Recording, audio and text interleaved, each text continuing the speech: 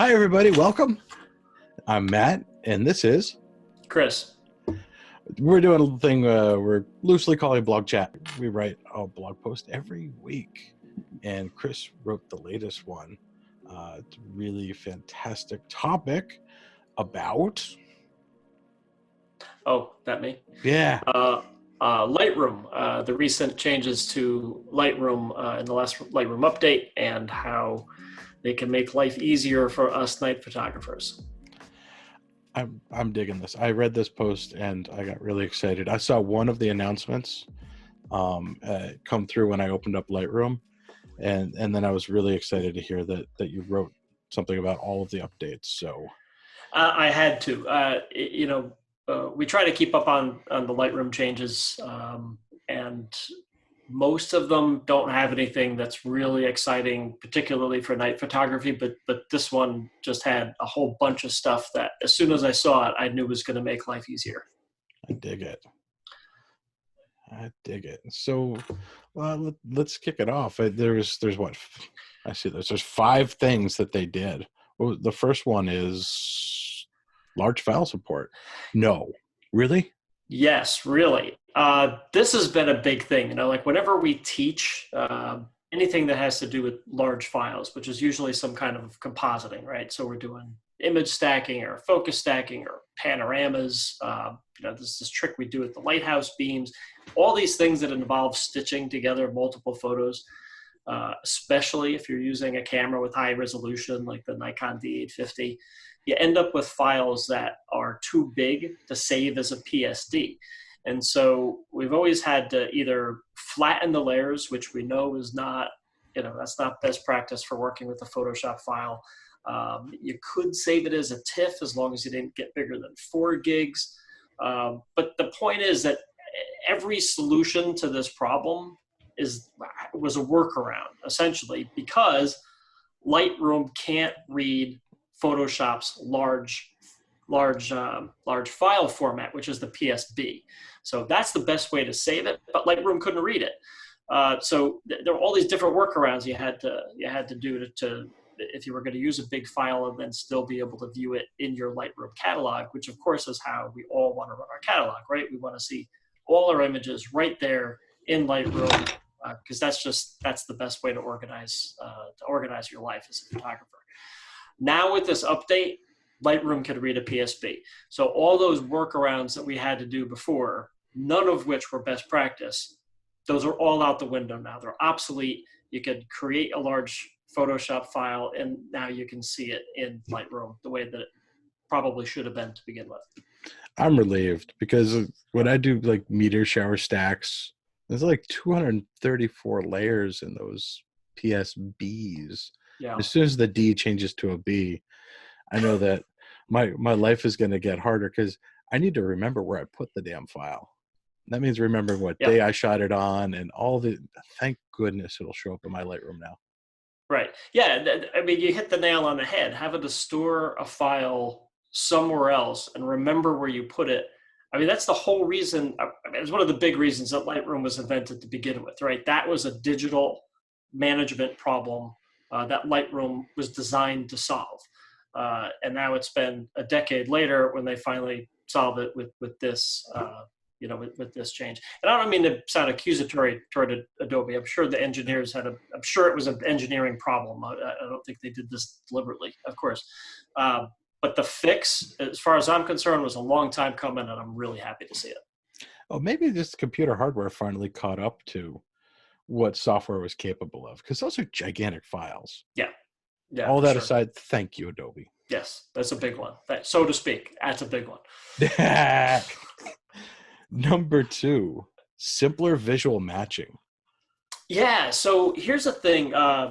Tim Cooper wrote a post on our blog about a half year ago about how to make your Lightroom rendering look like your camera preview. Exactly. Right. So one of the common things we hear from photographers is that when they bring their photos into Lightroom, it doesn't look like it looked on the back of the camera. And one of the key ways to fix that is to make sure that the profile or the image setting or whatever your particular camera calls it Whatever your image setting is in camera is the same thing that you use in Lightroom.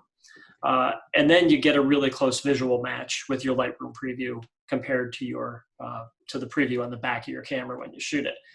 The thing is, there was, again, you kind of had to do a workaround. You had to do a little bit of work, manual work, or at least manual work to set up an automated process in Lightroom in order to make that happen automatically. Now, you could just go right into the Lightroom preferences, and there's a setting called raw defaults. And you can tell Lightroom what profile to use automatically when importing your photos. You could do that. You can set one setting for all the photos you import, or if you scroll down a little bit more, you can even make it camera specific. So either say you want to use one profile for all your Z6 photos and another profile for all your D50 photos, you can do that. And one of the other things I wrote about, another area this comes into play is if you like shooting black and white with a digital camera. So we always advise, if you're going to shoot black and white, to put your camera in the monochrome setting so that the images on the back of the camera appear in monochrome. And this helps you better visualize how a scene is going to look in black and white, as opposed to just guessing. You don't want to see a color photo on the back of the camera and try to imagine what it's going to look like in black and white. Why do that when you can see it, right? But the problem before was that when you imported those photos into Lightroom just automatically applied the Adobe color, or whichever profile you had set. It would apply that Adobe profile, and now you don't see it in black and white anymore. So you could be scrolling through images that you shot a month ago and maybe not remember they were supposed to be black and white, or they're just not looking the way that you intended. But now, if you tell, using these preferences, if you tell Lightroom to use the same profile that you used in the camera, and you change that in-camera profile to a monochrome, now it's going to be imported with the monochrome setting that Adobe matches to the camera, and that's just a big deal. I mean, it's a time saver, and you'll be able to better identify which photos you intended to be black and white from the get-go. I dig it. I dig it a lot because, you know me, I'm a big fan of black and white. Yes, you are. And that always irked the heck out of me. Yeah. So again, it's just making life easier. Truth. Fantastic. I understand there's an override for manufacturer adjustments now. Yeah, well, that's not what they call it, but it's along the same lines. And again, this was something you could do in Lightroom before, but now it's easier, and it's using these same preferences. So the big example right now that I can think of is the Nikon Z6. We love this camera. If there was one thing we wish they didn't do with it, is that Nikon baked their own noise reduction, what they think the noise reduction should be, into the metadata. So now when you import to Lightroom, you get these like crazy aggressive noise reduction settings. And we just think it goes way too far. We want to dial it back. So that was a manual process before, or you would have to set up, an import preset or however.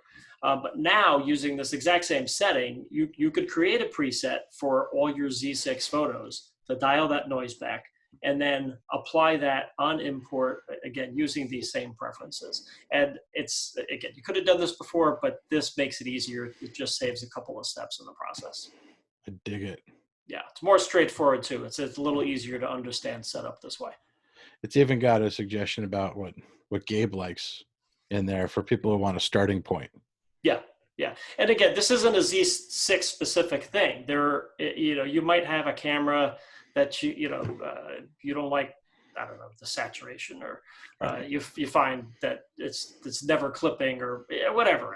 Whatever it is, if you have a specific camera that you're always making the same adjustments to, again, you can create a preset, and right here in the defaults and preferences, you can tell Lightroom to apply these changes every time you import photos from a specific camera. It doesn't even have to be a specific camera model. It could be right down to a specific camera. You could put in a serial number and say, this specific camera, every time we import photos from it, make these changes automatically. That's amazing. Yeah. Huh. Cool stuff. So the D780 gets support now, huh? Yeah. I don't know.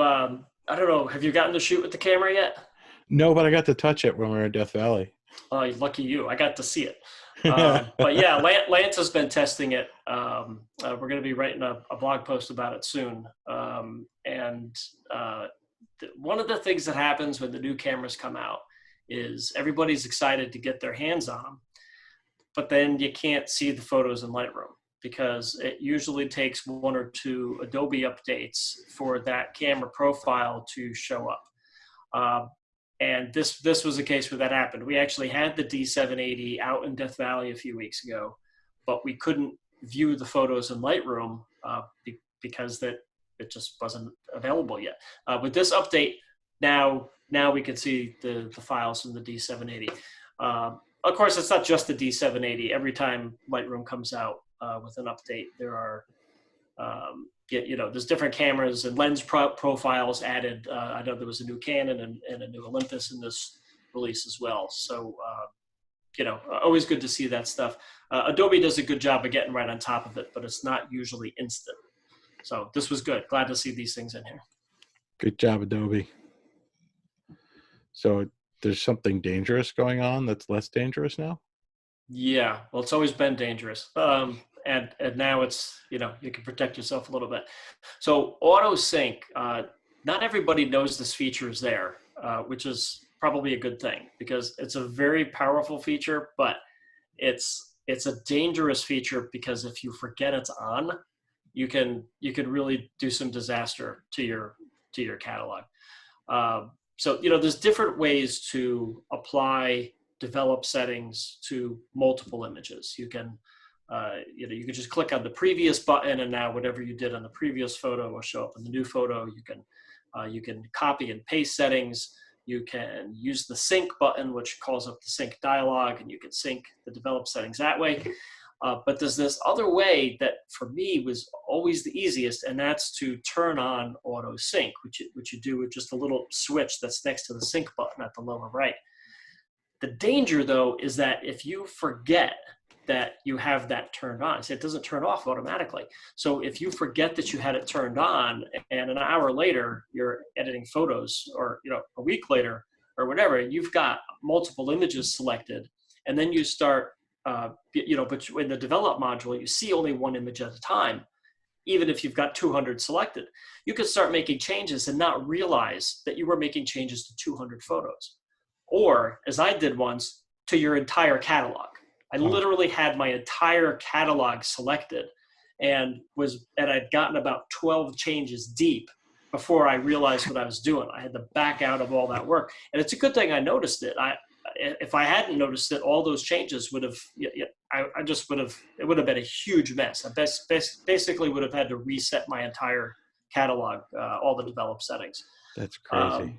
So now what Adobe did is they made this safer to use. So first of all, when you enable auto sync, the button becomes a really light gray. So it's very obvious that that's what the button is going to do now, as opposed to the usual sync action. Now it's doing the auto sync.